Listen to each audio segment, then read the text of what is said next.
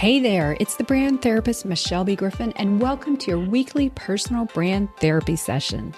As a certified personal brand and PR strategist, speaker, and author, I'm here to empower you to put yourself out there so you can find clarity, build visibility, and grow your industry authority. I'm super excited you're here. Now let's get going with today's session. Welcome everybody to this week's session of Ask the Brand Therapist Personal Branding Talk Show. We all want to stand out, but let's see, there's now 8 billion people in the world, and on LinkedIn, there's 1 billion people. So how do you stand out when you do a Google search and there's probably hundreds of thousands of you? My guest today is going to exactly tell us how to go from blending in to standing out and really soaring by the power of niching and positioning. So welcome to the show, Claire M. Davis. Hey, Michelle, thank you so much for having me. You're one of my favorite people on this planet. And I have your book right over there. I should have grabbed it before we started recording. After this is recording, we're going to have to take a picture and put you on the global good wall of readers. But I know you're one of my favorites too. You're one of my OG members in my community back almost 3 years ago in 2021, where we hit it off. I've been on your podcast, and today, your story, I've written about it. I tell a lot of people about it as an example, the power of niche. Now, I don't even like to say the word niche, but that's the catch-all. I like to call it narrow lane. Tell us your story. You're proof positive of how to really position and differentiate yourself and attract those opportunities. And as you do for your clients, become the obvious choice.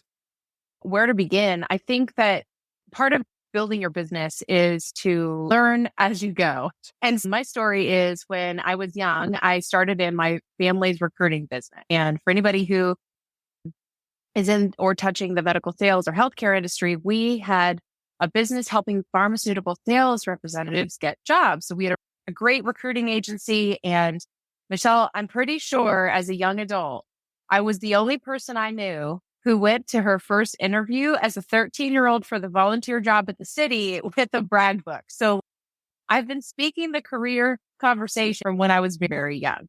In fact, I remember my mother, she owned the business. So my mom and dad and I all worked together in it.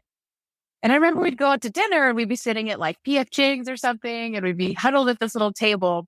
And all the other little tables would be talking about, summer plans, or how did baseball go, or what's going on at school.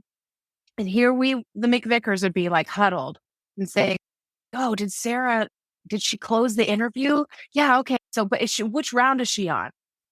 I guess all that is to say, my early foundations have been in medical sales and recruiting.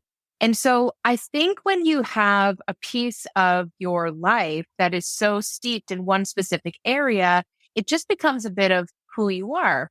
So fast forward to, I ended up going into the industry myself as a medical sales rep. And then I had my kids, decided to step away, but had always been helping people with their resume and now their LinkedIn profiles and their interview prep all the time. It found me naturally because people would always be asking me to help them with their resume, or like, I'm really nervous for this interview. And at first it was friends. And of course you help your friends, right? And then it was friends of friends. Okay. And then it became friends of colleagues and colleagues of colleagues. And I was getting phone calls from people I had never met before. And my husband finally turned to me and he goes, "Can you just make this a business already?" Yeah. Like how long was that from helping your friends to the friends of the friends, the 6 degrees of separation friends? Probably about 10 years. When we started the business in 2016, it was just that. It was one of those things where something you've done forever, something that comes easy to you, but not to everybody else. It just organically became a business unto itself, which was awesome. So all that is to say, I jump on LinkedIn and I think, okay, well, I guess I should tell more people about what we do because my friends are getting these great jobs from the interview prep and the resumes we're doing. The thing about helping your friends and your family and your colleagues and their friends is that you get all comers. So I'm helping people who are in the tech world and someone who's going to go in for a job at like a nonprofit selling office supplies. And then I would get some people from healthcare, but it was all over the place. So the business started building, but I wasn't really getting any traction. And that's where you and I think, started connecting in that phase, because there was this really cool, like it was 2020. I remember this. It was like this really cool coming together of early business owners, and we were helping each other. We were learning from each other. We started doing clubhouse rooms where I know you spoke for us a few times. And what was so neat about that was I was really introduced to the idea that, listen, like you said, there's 8 billion people on this earth. If I was handed 8 billion resumes to complete, could I do that? No. So why wouldn't I focus in on where I know I can get people the fastest results? Because could I write a resume for any industry under the sun? But yes, and we have, except for government. That's really kind of their own thing. They've got their own rubric. But what I recognized was the clients and the friends and the family who were getting the fastest results. It was when their target was what I was extremely familiar with, which was healthcare. So that's when I decided to niche down. And I remember you and I having so many conversations about that. And it was really scary at first. Thing in the world. And it goes against intuition. Why would I cut off most of my business? And how could that help me? That is the number one roadblock I see and I hear. And you and I both felt. And I remember when you told me you did it, and this was like early on. And then we checked in 6 months later and you were like, this is the best move I ever made. And I saw you from afar, not even, because I know you, but I saw you just in the feeds, and then your banner would change with this, take this social, this being in the Wall Street Journal, or this and this. You got really rich in social currency, okay? Because you specialize. And that's why the power of niche, especially in, like, do you call yourself a career coach, or what is your search term? That's interesting you ask that. And I think I would say I would consider myself a career consultant, because I'm not crazy about the word coach. I feel like there's a lot of coaching that is just merged with different levels of credibility. But what people find when they work with me is that it really doesn't stop at, tell me your story, I'll write you a resume. It's also like, we're invested now. So many times it's, okay, now what are you going to do with this? Okay, well, let me connect you to my people. I know a guy who's in your space. I know a gal who just got hired there or left there. So there is quite a bit of coaching and consulting that goes along with it. You need to borrow the term that I thought I had coined it, but it actually appeared on Google. But no one uses it much. It's called a coach-sultant. It's half coach, half consultant. Because I do that in some of my work. I'll swoop in and giving that coaching, empowering, and then the consulting part, like you do, some of the applicant work. It's a hybrid model. Your story is so great, and we're here today because I know you're in the career resume space, which is really so important and such a need. But there's also a lot of people, not always, at the top of their game in personal branding. People can just put up that label, and that's the thing. Then you start becoming a statistic in the search terms. Unless you're out there building that brand, which is a whole nother thing. You were building your brand, doing a phenomenal job showing up. But this is what you're telling me. Michelle, I was in business 10 years and I got on LinkedIn, getting out there, but I wasn't, ironically, getting traction, which is the name of your company, Traction Resume. So it's extremely important to get traction, right? This is such a case study. You're proof positive on why this is so important. You realized you weren't getting traction. What was the trigger, the breaking point? You were like, I can't do this anymore. What's got to give? How do I get myself to a higher level? Oh, such a great question. So the breaking point for me was somebody I admired, somebody who I really looked up to, said, tell me what's going on in your business. And she had achieved really great success herself. And I was like, hey, can I ask you? I just would love your perspective. She goes, okay, so tell me what's going on. And she was listening to the effort that I was putting out, all these live rooms and all of the content we're creating and all of the free guides that I love to give and all the videos I love to send people so they can get unstuck. And she was then also looking at the sales I was making and the business I was bringing in. And she goes, you want to help people, right? I said, yeah. She goes, something's going to have to change because right now you're at hobby level. And she goes, if you want to stay at hobby level, you can. Or you want to make the impact that I think I know that you want to make. You owe it to yourself and you owe it to the people that you know you can get the best and fastest results to speak just to them. And it just resonated with me to my core. I get chills even thinking about it because, Michelle, that's terrifying to think about. Oh no, now I'm only going to be marketing to this smaller pond. What about all this other business I was missing? It was interesting because what I would coach my clients on would be, if you want to have a resume that sells you into the job you want to skip the line, you want to stop being considered with the 400 other applications, you've got to speak specifically to what you can do for your target today. But I wasn't doing that in my business. Isn't it the irony? We tell our clients one thing, yet we neglect. I love that you say that, because I say all the times, one of my coined phrases, specificity. So it was like a no-brainer. Was it a no-brainer for you to do it? Or did she have to, your mentor, say, what about this? Like, how did that connect? Well, it was a no-brainer in the sense that I knew she was immediately right. And also I went kicking and screaming into compliance. I wasn't sure. I was so nervous because I thought, but if I cut out all this other opportunity for business, all of these other specialties that I could also serve, am I just wasting away opportunity? And she said, listen, just give it a month. Give it a month. Focus on one target. She said, give it a month and give it a try, and then tell me what you think. We'll reconnect in 3 weeks. And in 3 weeks, I changed all my marketing, changed my LinkedIn banner to say medical sales, resumes, and interview prep. And I changed the emails that I was sending out to people. I even invited people to unsubscribe to my emails. But I said, I'm only going to be talking specifically about the relevance and the insight I have for the healthcare industry. Feel free to unsubscribe. Michelle, this is like taking a machete to a lot of the stuff that I was creating. And then I retooled all my marketing to be speaking about medical sales, healthcare, my story of getting through it, and all of those things. And in 3 weeks, our business tripled. Are you kidding me?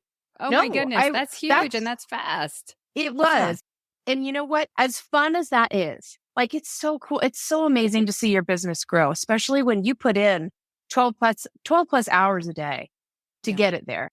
You're sacrificing some family time. You sacrifice, your kids are watching you burn the midnight oil sometimes. But what was even better was my clients started getting faster results, because now I was focusing so hard, so intently on one specific area that all the tools I had to give them were for them and not for anybody else.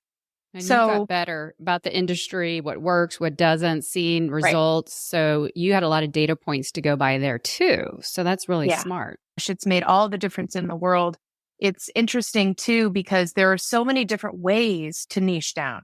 Yeah, let's talk about that. Because I wrote today in my post about 7 or 8 ways. Because people just think, oh, demographic was the old school. Then psychographics came to the mix. But there's so many different ways. And I list them because I don't want people to feel like I have to pick X, Y, Z. And also too, a lot of internal about you. You made sense. It was a no-brainer for medical, but you also kind of had to like it, because no matter what, if you were spending all those years and you actually hated it, that wouldn't have served you well. So let's talk about the ways that I want to hear your input, because this entire episode is how to help people really niche down, narrow lane themselves so that they can seek and be a faster magnet to those opportunities they're looking for. I think when you're really locked in on your target, things seem to flow. Call it what you will. Call it manifesting, call it just super deep focus, whatever term. For me, there are multiple ways to niche down. And it depends on what kind of skill and what kind of expertise you really are bringing to the field. I remember when I was speaking with that friend about, you need to really focus in on your target, Claire, of medical sales. It wasn't just medical sales. For people who want this off their plate, they don't have time to fool around for 12 hours on their resume like we do for them on their resume, because they're leading teams, they're commercializing, they're launching products, they're training, they're right sizing, they're doing all kinds of stuff that doesn't give them an opportunity to really take a minute and flesh out their story and find through lines and draw parallels and like really systematize their success. They don't have time to do that. But that's where my best clients, that's where most of my success stories came from. And so I was like, those are the people I want to serve. And it didn't have as much to do with demographic as it did with situation challenges. So if someone is coming to me like today, I actually thought of you yesterday, not just because of this and I was excited to be on here, but because when you and I talked 2 years ago about this, I would get like a handful of inbound messages from people all over the map on LinkedIn. And when I pivoted, I started to notice that 2 of those 5 would be healthcare executives. And then 3 of those 5 would be maybe healthcare executives and a rep. Yesterday, I got 26 inbound connection requests only from medical sales professionals and executives. And that's who I can help the most. So the different ways I've found that niching down made sense to me was not this age, this title, but the real challenge are people come to me when their resume is not working and they've applied ad nauseum to hundreds of applications and they're about to give up. People call me when that happens. People call me also when they haven't had to write a resume in 25 years. I can almost guess what's at the top of that resume. It usually starts with, I'm a such and such executive with 25 years of experience. It's more like the problem, the situation, the roadblock. And I have to say, your story, when you had to go back and rewrite the story and flesh it to how it makes sense, your story resonates. So it's a story, a problem, a roadblock. And also, not only does she do this, but she's been in the business. She had a family business. She got laid off 5 times. She gets us. And in this real deep relationship type business where they're bearing their soul to you, this is their livelihood at stake. That is very huge to find a real connection point. And you're building your personal brand is an amazing thing. And that's a whole topic for another conversation because you are amazing at that. But this is just the part of who am I here to serve? Who am I here to support, solve problems for? Because even in your niche down now of medical sales, healthcare, that's still really broad. So you have healthcare and it's really almost like medical sales. I mean, does that include pharmaceutical too? Even the little nugget of medical sales would probably be enough business for a lifetime for you. It's a tight-knit community. It's one of those that feels small because everybody knows everybody, which turns out to be a great thing when you're a great resume writer for those specific people. Let's fast forward now. It'll be 2 years this January, I believe, that you flipped the switch. I know at some point, because I was on your medical sales leader podcast, so you got really clear on that. That's attracting a lot of people. Let's talk about the power of niche, how you did it, you found it, but let's talk about not just getting clients clear now. You are so well positioned and so niched in this industry. And we haven't talked about this, but you probably are doing it. But now you're in line to these conferences, these podcasts, these media mentions, your PR and your publicity and all that is now so honed in that you are the go-to, be quoted and this and that. So not only are you attracting clients, but you're attracting this, what I call your propel stage, where you're getting that mention. So can you speak to that and how that's helped you in that area as well? First of all, that's very kind of you to say. And it's such an honor when people feel like they are able to learn from my story and from the success of our clients and own that and want to talk about it and want to share it. Because I think that the more we're able to do that, the more we're able to share ideas that are specifically relevant, not just advice for the masses, but information that specifically applies to your situation. I think that's where real momentum shifts can occur. It's an honor to really be mentioned by any of these groups. We've been so blessed to be in Wall Street Journal, Forbes, and a couple others. And I think that this phase has been really interesting because part of my marketing degree is in my ear saying, okay, lean into what your brand is now supposed to be. Like, is your brand supposed to something specific? Do you need these 5 specific pillars that you only talk about? You get advice kind of from everywhere. What I've found is that the truth is, when it comes to publicity, you already have a way or a system that you go about getting results for people. So stick with that, but then also not to be afraid to let people really get to know you. I'm always surprised about the things that people will pick up on and send me a message and we'll laugh over. Recently, I mentioned that I used to be on a traveling jump rope team. And my comments went wild. And it wasn't even the focus of something I had written about, but I think it's such an interesting age where we are getting to know real friends like you and I through a screen. Oh, you're in Florida and I'm in Washington. So I think the little ways that we're able to get to know each other when it comes to that propel phase and the little tidbits that help people gravitate to you because they like you and they find you interesting and endearing. They can connect with something about you, even supersede some of the career expertise or some of the expertise that we're teaching and sharing, because there are lots of career coaches out there, really good ones. and lots of really great resume writers out there. And I'm the first one to sing their praises. And I'm still blown over by how many people will send me a message and say, hey, I've been looking around, but when I saw what you're putting out online, when I watched your video, when I got the video you sent to my email, I wanted to work with you because I felt like I knew you. You are doing a phenomenal job. So your niche is solid, but you have always done a great job doing your personal brand. I've given you props in the DMs. I'm like, Claire, you are a master at those videos. And you have a way, I don't know if you have a certain day of the week, you're very empowering. Sometimes you'll put out messages that apply to a lot of people that just draw it in. So that you have a real gift of that for sure. So as we close out today, I always like to have an actionable tip. What's your number one tip to go and do something? If people are like, Michelle, I'm too broad, I'm all over the place, I'm scared to niche, or I want a niche, what's your next step for them? I would say to grab a pen and paper and to write down one very specific problem that doesn't bother you, but drives other people crazy. For me, it's writing a resume that sells you on paper, which is very different than many other ways that resume writing is taught. But it drives most people nuts to work on their resume. They're banging their head against the wall. We're too close to our own story. We're not sure how to develop metrics, all of those things, or we don't have time. I would say write down what problem there is that you know how to solve, or what challenges you like to approach, and just tackle them. And it's not a big deal for you, but it drives other people crazy. That's the kind of niching that has worked for me. I would love to hear if it works for anybody else, because for us, it's made all the difference. And for those people who have that kind of problem, they need a hand, they need help getting through it. We hope that we're their first call. We've positioned ourselves as that kind of problem solver. You're mentioning some of my favorite P words, powerfully positioning yourself. And when in doubt, if we list all the ways to niche, go with the problem. Find the problem and one problem to one audience and just go to town on it, much like you did. Claire, thank you so much for coming on the show and sharing your case study, your success story. We couldn't be happier for you. You're truly just one of the good, genuine people. Not that there are a lot, but just someone I have connected with almost 3 or 4 years now. And I feel like we know each other half a country away. All right, everybody, that's it for today's personal brand therapy session. Keep putting yourself out there. You have a brand to build, a message to share, and people to impact. I'll catch you next week. Take care. That's a wrap for today's brand therapy session. Are you ready to get visible and build your personal brand? Then head on over to thebrandtherapist.io and grab my free resources to get unstuck and get going today.